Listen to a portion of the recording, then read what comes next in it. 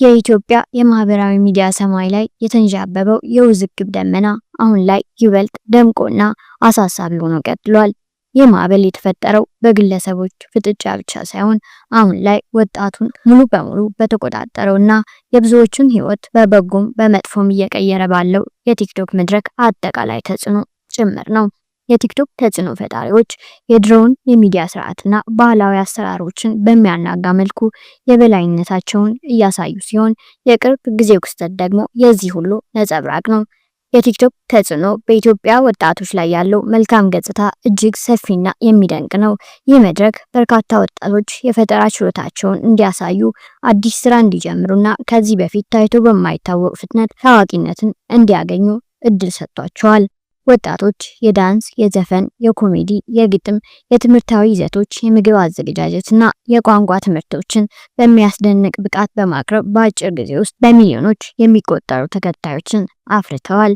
ቲክቶክ ለብዙሃን ድምጽ የሌላቸው ወጣቶች የራሳቸውን ታሪክ ለመናገር፣ ስሜታቸውን ለመግለጽና የራሳቸውን የምርት ስም ለመገንባት ምቹ ሁኔታን ፈጥሮላቸዋል።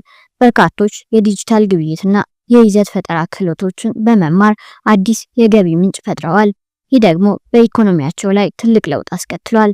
በተጨማሪም የኢትዮጵያን ባህል፣ ወጎች፣ ሙዚቃና ፋሽን ከመላው ዓለም ካሉ ሰዎች ጋር በማሳየት የኩራት ስሜት እንዲፈጠርና በተለይም በውጭ ሀገር የሚኖሩ ኢትዮጵያውያን ከትውልድ ባህላቸው ጋር እንዲገናኙ መንገድ ከፍቷል። ቲክቶክ ለወጣቶች የእውቀት ልውውጥ፣ የክህሎት ማሻሻያና የጋራ ማህበረሰቦችን የሚገነቡበት ምቹ ቦታ ሆኗል። ይሁን እንጂ የቲክቶክ ተጽዕኖ አሉታዊ ጎኖችም አሉት። መድረኩ በቀላሉ ገንዘብ ለማግኘትና ፈጣን ታዋቂነትን ለማግኘት በሚደረገው ሩጫ ምክንያት አንዳንዶች ለየት ያሉ አንዳንዴም አደገኛ የሆኑና ከማህበረሰቡ እሴቶች ጋር የማይጣጣሙ ድርጊቶችን እንዲፈጽሙ እየገፋፋቸው ነው። የወሲብ ይዘቶች፣ ከንቱ ንግግሮች፣ የጥላቻ ንግግሮችና የውሸት መረጃዎች በመድረኩ ላይ ሲሰራጩ ይስተዋላል። ወጣቶች በአካል ቅርጽ፣ በሀብትና በስኬት ዙሪያ ራሳቸውን ከሌሎች ጋር በማወዳደር ለከፍተኛ የስነ ልቦና ጫና ይዳረጋሉ። ይህ ደግሞ በራስ መተማመን ማነስ፣ ጭንቀት፣ የመንፈስ ጭንቀትና በከፋ ሁኔታ ራስን የማጥፋት ሀሳቦች ሊያስከትል ይችላል። የቲክቶክ ሱስ ብዙዎችን ከትምህርታቸው፣ ከስራቸውና ከእውነተኛ ህይወት ግንኙነታቸው እንዲዘናጉ እያደረገ ነው። በተጨማሪም የተሳሳተ መረጃና የውሸት ወሬዎች በፍጥነት በመሰራጨት የማህበረሰቡን ሰላምና አንድነት ይፈታተናሉ። ይህ ደግሞ እንደ ኢትዮጵያ ባለ ስስ የፖለቲካ ሁኔታ ላለባት ሀገር የከፋ ጉዳት ሊያስከትል ይችላል።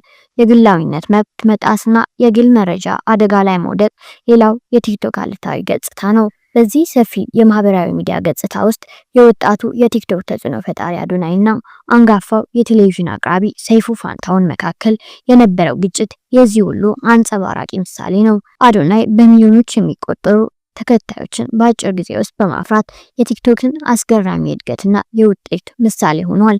የሱ ድምጽ፣ የሱ ዘይቤና የሱ አቀራረብ ብዙ ወጣቶችን ስቧል። ሆኖም ግን አስቀያሚና ዘግናኝ የብልግና ቃላትን በመናገርና ስለ ፖርኖግራፊ የምታወራ ወፍፌ እኮ ነህ በሚሉ ከባድ ትችቶችን ሲወገዝ ቆይቷል። ይህ የአዶናይ ታሪክ ቲክቶክ ዝናንና ውዝግቦችን በአንድ ላይ እንዴት እንደሚያመጣ የሚያሳይ ግልጽ ማሳያ ነው። የግጭቱ መነሻም የቲክቶክ የፈጠራ ሽልማት ሲሆን በተለይም የዓመቱ ምርጥ ይዘት ፈጣሪ በሚለው ምድብ ውስጥ በአዶናይና በዩቲናስ መካከል በተፈጠረው የድምጽ ሽኩቻ ተቀስቅሷል። ውዝግቡ እሳት የጋለው ሰይፉ ፋንታሁን በታዋቂው ሰይፉ ሾው ላይ ዩቲናስን በማቅረብ ነው። ብዙዎች እንደሚሉት ዩቲናስ በሰይፉ ሾው ላይ ከቀረበች በኋላ በአዶናይ ላይ ከፍተኛ የሆነ የድምጽ ልዩነት መፈጠሩ ይታመን ነበር። መረጃዎች እንደሚያመለክቱት አዶናይ በ155,000 ድምጾች ሲመራ ዩቲናስ 78,000 ድምጾች ብቻ ነበሯት። ይሁን እንጂ ዩቲናስ በሰይፉ ሾው ላይ ከታየች በኋላ በአንድ ቀን ውስጥ ወደ 30,000 የሚጠጋ ተጨማሪ ድምጽ በማግኘት ልዩነቱን አስደንጋጭ በሆነ ፍጥነት አጥባዋለች። ይህ ሁኔታ የአዶናይ ደጋፊዎችን በእጅጉ አስቆጥቶ ለምን ዩቲን ብቻ አዶናይስ የሚል ጥያቄ እንዲያነሱ አድርጓል። ብዙዎች ሰይፉ አድሏዊ በሆነ መንገድ ሆን ብሎ ዩቲናስን ለማሸነፍ እየሞከረ ነው ሲሉ ሲከሱት ነበር።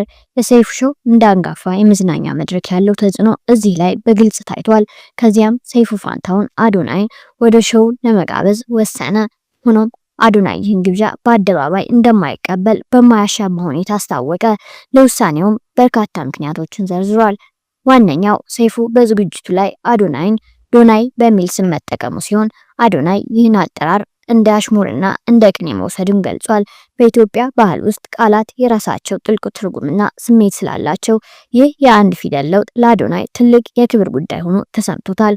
በተጨማሪም አዶናይ ሰይፉን በአካል አግኝቶ በክብር እንዳላወራውና ጥሩ ምላሽ እንዳልሰጠው ተናግሯል። በዚህ የተነሳ በሾው ላይ መቅረብ ለሱ የምርጫ ቅስቀሳ እንደማያስፈልገውና ድሌን ወይም ሽንፈቴን አይለውጠውም የሚል ጠንካራ አቋም አንጸባርቋል። ሰይፉን እንደሚያከብረውና እሱን እያየ እንዳንደገ ቢገልጽም ለራስ ክብር ሲባል ይህንን ውሳኔ ማሳለፉን ተናግሯል። ይህ የአዶናይ ውሳኔ አዲሱ ትውልድ ለራሱ ክብርና ማንነት ምን ያህል ዋጋ እንደሚሰጥና በባህላዊ የሚዲያ ስርዓት ስር መታሰር እንደማይፈልግ ያሳያል። ይህ ውዝግብ ከግል አለመግባባት ባለፈ የዘር ማንነት ጋር በተያያዙ ስሜቶችም ተውጧል። የአዶናይ የትግራይ ተወላጅነት አንዳንድ የትግራይ ማህበረሰብ አባላት ዘንድ ሰይፉ ያደረጋቸው ድርጊቶች ከዘር ጋር የተያያዘ ምክንያት አላቸው የሚል ጥያቄ እንዲያነሳ አድርጓል። ከዚህም ባሻገር የሽልማቱ አሰጣጥ ፍትሐዊነት ላይ ከባድ ጥያቄዎች ተነስተዋል። ብዙ የማህበራዊ ሚዲያ ተጠቃሚዎች የዘንድሮ የቲክቶክ የፈጠራ ሽልማት ከጅምሩ የተዘጋጀው ዩቲናስን መኪና ለመሸለም እንደሆነ አጥብቀው ተናግረዋል። አዶናይ በሰፊ ልዩነት መምራት ሲጀምር ሽልማቱን ያዘጋጁት አካላት በከፍተኛ ሁኔታ እንደደነገጡና ሚስጥራዊ ስብሰባ በማድረግ የዩቲናስን ድምጽ ለመጨመር እንደወሰኑ መረጃዎች ያመለክታሉ። ይህ የሚያሳየው የሽልማት አሰጣጡ ከግል ፍላጎትና ከጀርባ ከሚደረጉ ሴራዎች ነፃ እንዳልሆነ የሚናገሩ ብዙዎች መኖራቸው ነው። ይህ ሁሉ ግጭት እየናኘ ባለበት ወቅት በአሁኑ ሰዓት ደግሞ ይበልጥ አስገራሚና ስትራቴጂካዊ ክስተት ተከስቷል። ቀደም ሲል በድምፃዊ ቴዲ አፍሮና በሰይፉ ፈንታውን መካከል የቆየ ጸብና ፉክክር እንደነበረ ይታወቃል። ይህ ፉክክር የኢትዮጵያ መዝናኛ ታሪክ አካል ሆኖ ቆይቷል። አሁን ደግሞ የአዶናይና ሰይፉ ክርክርን ተከትሎ የቴዲ አፍሮ ባለቤት የሆነችው አምለሰት ሙጬ አንድ አስገራሚ እርምጃ ወስዳለች።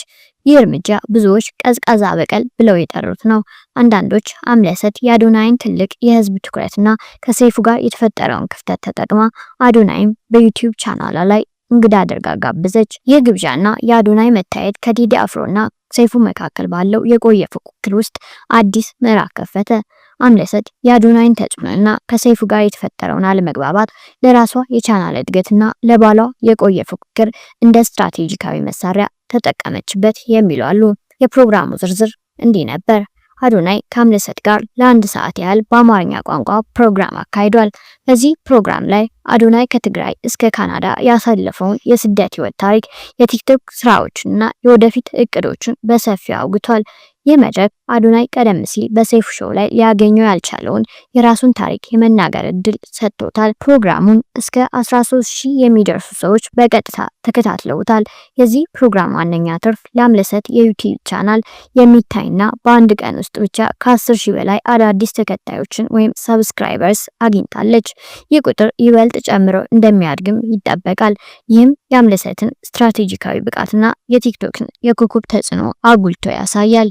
ይህ አዲስ ክስተት የአዶናይንና የሰይፉን ግጭት ከግል አለመግባባት ወደ ስትራቴጂካዊ የሚዲያ ጦርነት ከፍ አድርጎታል። አምለሰት ባህላዊ የሆነው የቴዲ አፍሮ የቆየውን ፉክክር በመጠቀም የአዶናይን የህዝብ ድጋፍና አሁን ያለውን አነጋጋሪነት በሚገባ ተጠቅማለች ማለትም ያስችላል። ይህ እርምጃ በኢትዮጵያ የማህበራዊ ሚዲያና የመዝናኛ ኢንዱስትሪ ውስጥ የሚነሱ ግጭቶች እንዴት እንደተወሳሰቡ፣ የግለሰቦች ፉክክር እንዴት ከሰፋፊ ማህበራዊና ፖለቲካዊ ውጥረቶች ጋር እንደሚተላለፍ እንዲሁም አንድ የሚዲያ አካል የሌላውን ግጭት ለራሱ ጥቅም እንዴት እንደሚያውል በግልጽ ያሳያል። የቲክቶክ ትውልድ ወጣቶች ከዚህ ቀደም የማይታሰቡ ነገሮችን ማድረግ የሚችሉበትን አዲስ መድረክ የፈጠረ ሲሆን የአዶናይ ታሪክ ደግሞ ይህንን በትክክል የሚያሳይ ነው። ቀዝቃዛ በቀል ተብሎ የተገለጸው የአምለሰት ስትራቴጂካዊ እርምጃ ደግሞ የድሮ ሚዲያ ከአዲሱ ዲጂታል ዓለም ጋር እንዴት እንደሚጋፋና እንደሚላመድ ያሳየ ሲሆን በኢትዮጵያ የማህበራዊ ሚዲያ ሰማይ ላይ የፈጠረው ማዕበል በቀላሉ የሚረሳ አይደለም። ይህ ክስተት ለኢትዮጵያ ወጣቶች የቲክቶክን በጎም ሆነ ጎጂ ተጽዕኖ በጥልቀት እንዲያጤኑት፣ ስለ ሚዲያ ስነ ምግባር፣ ስለ ግል ክብርና ስለ መድረኮች ፍትሃዊነት ትልቅ ትምህርትና ውይይቶችን ከፍቷል።